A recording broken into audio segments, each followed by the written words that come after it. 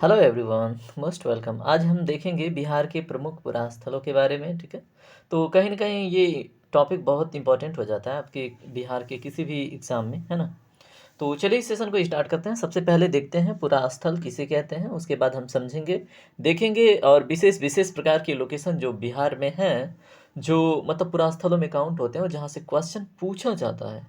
सारे टॉपिक्स हम कवर करने वाले हैं ब्रीफली, तो बने रहिए सेशन में, एंजॉय कीजिए। तो फर्स्ट टॉपिक आपके सामने है। ठीक है, पुरा स्थल किसे कहते हैं। देखिए, जहाँ पे औजार, बर्तन और इमारत जैसी वस्तुएं, ठीक है, अवशेष के रूप में मिले, ठीक है, उसे क्या कहते हैं हम, पुरा स्थल कहते हैं। एक छोटा सा डिफिनेशन, ठीक है। औजार, बर्तन, इमारत, ऐसी वस्तुएं अगर मिलती हैं, ठीक है, या फिर ऐसी वस्तुओं के अवशेष मिलते हैं, तो ऐसे स्थानों को हम बोलते हैं पुरा स्थल। ठीक है, इतना क्लियर हुआ।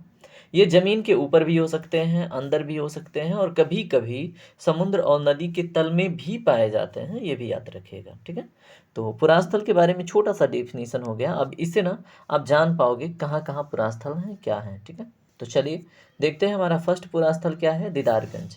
तो दीदारगंज के बारे में थोड़ा सा जान लीजिए। ये पटना के समीप में है। ठीक है, पटना के इर्द गिर्द में है क्या, दीदारगंज। ठीक है, 1917 ईस्वी में इसकी खोज हुई थी और यहाँ पे ना एक यछड़ी की मूर्ति मिली। ठीक है, कहाँ पे, दीदारगंज में। क्वेश्चन बनेगा आपसे कि यछड़ी की मूर्ति कहाँ पे मिली थी। ठीक है, तो आपका जवाब होना चाहिए दीदारगंज में। ठीक है, अब यछड़ी जो मिली है ना, जो मूर्ति, उसकी विशेषता के बारे में पूछा जा सकता है। ठीक है, तो उसकी विशेषता यह है कि उसने अपने हाथों में चंवर लिया था। ठीक है, चंवर आप समझ लीजिएगा, ठीक है, एक प्रकार का इंस्ट्रूमेंट। ठीक है, तो अपने हाथों में चंवर लिए हुए यछड़ी की मूर्ति कहाँ पे मिली, तो ये चीज़ आपको पता होना चाहिए। कहाँ पे, 1917 ईस्वी में। कहाँ पे, दीदारगंज। दीदारगंज पटना के समीप है, याद रखिएगा। ओके, इस मूर्ति की जो सबसे महत्वपूर्ण विशेषता है वो है कि यहाँ इसको ना चमकीला पालिश किया गया है। ठीक है, इसकी पालिश जो है वो चमकीली है। ठीक है, उसके बाद क्या है, यह मूर्ति जो है मौर्यकालीन है। क्वेश्चन बनेगा किस काल की है। ठीक है, तो गुप्त काल, अशोक काल, मतलब ऐसे दे सकता है ऑप्शन। ठीक है, तो आप मौर्य काल याद रखिएगा। ठीक है, तो ठीक है, इसकी विशेषता और हमने दीदारगंज के बारे में जितना क्वेश्चन पूछा जा सकता है उतना जान लिया एज अ पूरा स्थल। ठीक है, तो चलिए अब हम देखेंगे अगला टॉपिक। अगला टॉपिक है नालंदा। ठीक है, अब नालंदा बिहार के लिए कितना इंपॉर्टेंट है और पूरे भारत के लिए कितना इंपॉर्टेंट है, ये बताने की ज़रूरत है नहीं। ठीक है, देखिए, नालंदा का जो यूनिवर्सिटी है वो भारत का सबसे प्राचीन यूनिवर्सिटी, अगर हम बात करें वर्तमान भारत की। ठीक है, लेकिन अगर हम प्राचीन भारत की बात करें तो कौन सा हो जाता है, तक्षशिला। लेकिन वर्तमान भारत की सबसे प्राचीन यूनिवर्सिटी कौन है, तो नालंदा, जो अभी अस्तित्व में नहीं है। इसका रिजन्युएशन होने की बात चल रही है। ठीक है, कि इसको फिर से रिजुनवेट किया जाएगा, ऐसी बातें चल रही हैं। ठीक है, नालंदा एक बहुत ही मतलब, एक होता है ना कि बौद्ध, है ना, बौद्ध से रिलेटेड जो नॉलेज है, हीनयान महायान से रिलेटेड जो नॉलेज था, ज्ञान था, उसका ना एक प्रकार से ये संग्रह था। ठीक है, नालंदा यूनिवर्सिटी। ठीक है, और इसको ना एक ऑक्सफोर्ड के रूप में भी जाना जाता है। नालंदा को एक विशेष करके एक वर्ड है। ठीक है, अगर वो मुझे याद आता तो फिर मैं आपको बताता हूँ। ठीक है, तो ये चीज़ आपको नालंदा के विषय में पता होना चाहिए।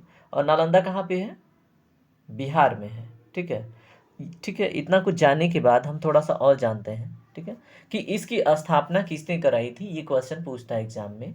तो कुमार गुप्त को आप याद रखिएगा। ठीक है, कुमार गुप्त आप याद रखिएगा, नालंदा यूनिवर्सिटी के स्थापना में इनका योगदान था। ठीक है, अब कब हुआ था, तो यहाँ पे देख लीजिए, है ना, यहाँ पे आपको लिखा हुआ है 450 से लेके 470 को। ठीक है, तो ये भी डेट आप याद रखिएगा, ये इंपॉर्टेंट हो जाता है आपके एग्जाम के लिए। ठीक है, गुप्त वंश के पतन के बाद भी जितने भी वहाँ पे वंश आए, ठीक है, शासन करने के लिए, उन्होंने भी इसमें अपना योगदान दिया। एट लास्ट, ठीक है, एक बादशाह, बादशाह बोलें या फिर बोल दें कि दुष्ट इंसान, ठीक है, जिसको हमारे, ठीक है, यूनिवर्सिटी में रखी गई किताबों से, ठीक है, धार्मिक किताबें, ठीक है, ज्ञानवर्धक किताबें, उन्हें जलाने में उसको सुकून मिला।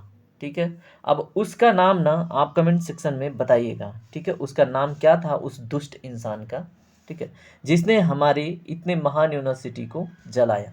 ठीक है, तो ये आप हमें बताइएगा। चलिए मैं ऑप्शन दे देता हूँ। मोहम्मद बिन तुगलक, ठीक है, औरंगजेब, ठीक है, बख्तियार खिलजी, ठीक है, और एक ऑप्शन और आप ले लीजिए, चलिए एक ऑप्शन बलबन, ठीक है, और एक ऑप्शन है कि इनमें से कोई नहीं, ठीक है। आप सही जवाब आप कमेंट सेक्शन में दीजिएगा, वो बहुत ज़्यादा इंपॉर्टेंट है आपके एग्जाम के लिए। चलिए अब अगला टॉपिक देखते हैं। कुम्भरार एक लोकेशन है बिहार के प्रमुख स्थलों में, ठीक है।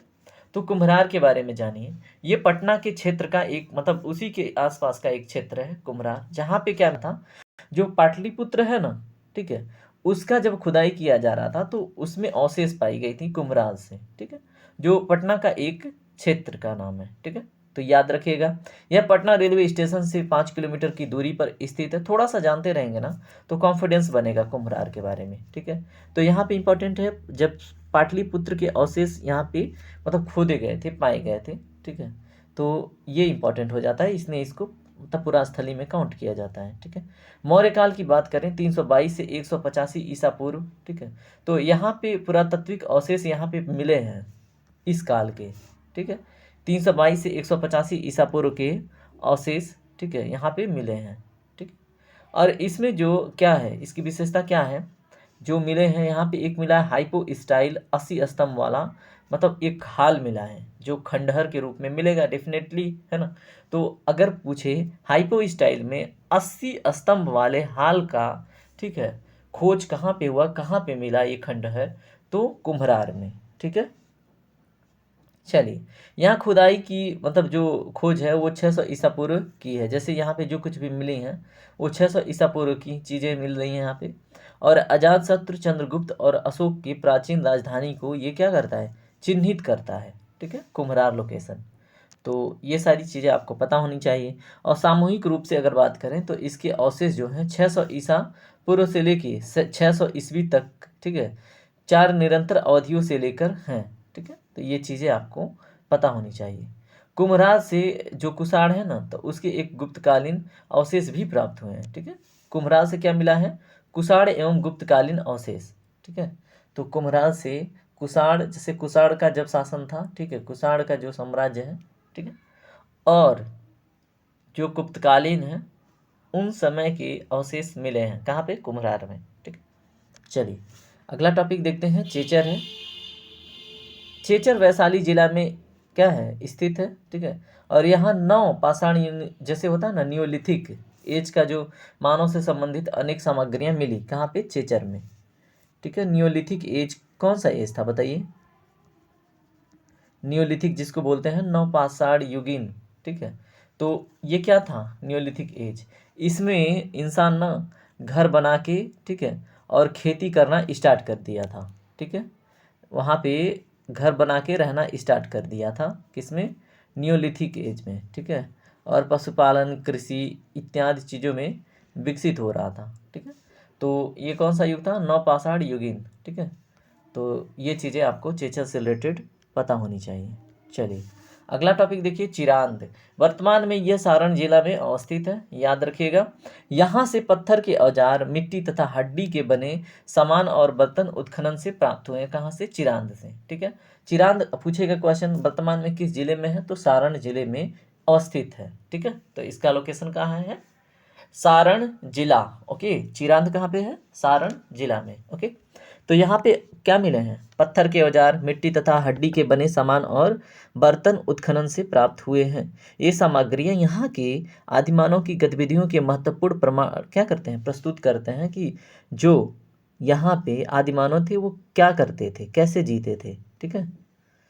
और ये सभी सामग्रियाँ नवपाषाण युग और ताम्रपाषाण युग के हैं जो यहाँ पे मिले हैं। तो नवपाषाण युग नियोलिथिक और ताम्रपाषाण युग कॉपर एज, है ना। तो पता होना चाहिए आपको जिससे आपसे क्वेश्चन बने, है ना। चलिए अगला टॉपिक देखिए, अशोक के स्तंभ के बारे में है।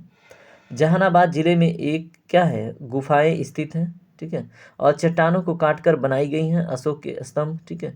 और सबसे पुरानी गुफाएं हैं, इनमें से अधिकांश गुफाएं व संबंध, ये क्या है टॉपिक, थोड़ा सा इस मिसमैच हो रहा है, ठीक है।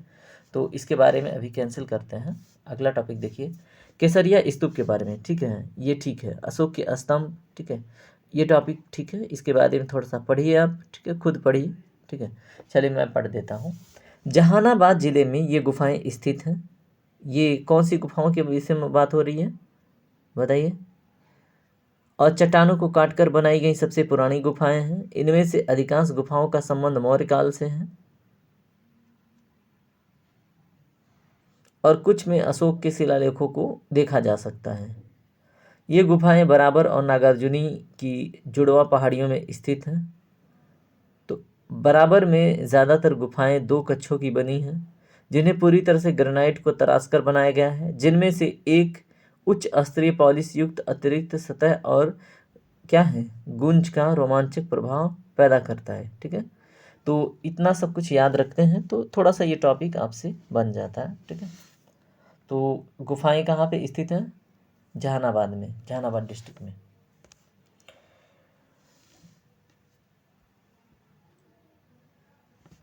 केसरिया स्तूप, ठीक है, केसरिया कहाँ पे है? पूर्वी चंपारण से 34 किलोमीटर दूर दक्षिण साहेबगंज में स्थित है। ठीक है, जहाँ कहाँ पे? चकिया मार्ग पर लाल छपरा चौक के पास। ठीक है, तो केसरिया स्तूप के बारे में आपको पता होना चाहिए। कहाँ पे है? चंपारण से कितनी किलोमीटर दूर बताइए? 35 किलोमीटर दूर दक्षिण साहेबगंज। ठीक है, चकिया मार्ग पर लाल छपरा चौक के पास अवस्थित है। क्या? केसरिया स्तूप। यह पुरातात्विक महत्व का एक प्राचीन ऐतिहासिक स्थल है। यहाँ एक बृहद बौद्धकालीन स्तूप है जिसे केसरिया स्तूप के नाम से जाना जाता है।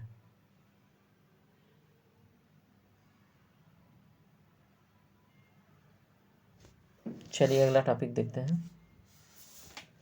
सोनपुर गांव के बारे में जानिए। यह कहाँ पे स्थित है? गया में। इसकी विशेषता क्या है? यहाँ पे खुदाई के दौरान कुछ महत्वपूर्ण सामग्री, मृद भांड और अन्य चीज़ें प्राप्त हुई हैं जिससे ये पता चलता है कि ये ताम्र पाषाण युगीन है। ठीक है,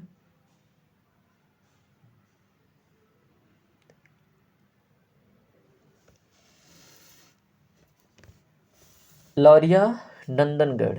ठीक है, यह स्थल पश्चिमी चंपारण जिला में अवस्थित है।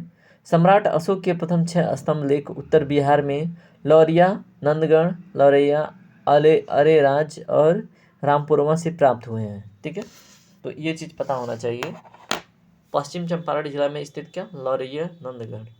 सम्राट अशोक के प्रथम जो 6 स्तंभ हैं, स्तंभ लेख हैं जो, वो बिहार के कहाँ पे मिला है?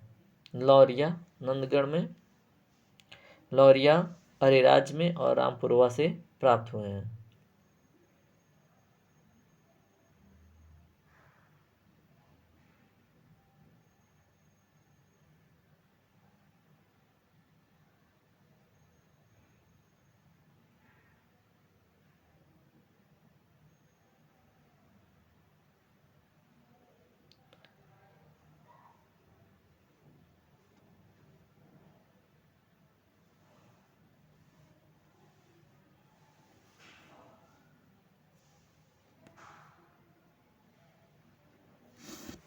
लौरिया नंदनगढ़ के बारे में आपने पढ़ लिया होगा, है ना? तो चलिए, इसको आपने अगर पढ़ ही लिया है तो आगे बढ़ते हैं ना। तो टॉपिक कंप्लीट हो गया, जो इम्पोर्टेंट स्थल थे। ठीक है, सबको हमने देख लिया। सेशन को यहीं पे कंप्लीट करते हैं। सेशन में बने रहने के लिए धन्यवाद। देखिए, बिहार के प्रमुख स्थलों में सबसे ज़्यादा इम्पोर्टेंट यही थे। ठीक है, तो ठीक है, चलिए बाय बाय, टेक केयर दोस्तों, ख्याल रखिए अपना, पढ़ाई कीजिए।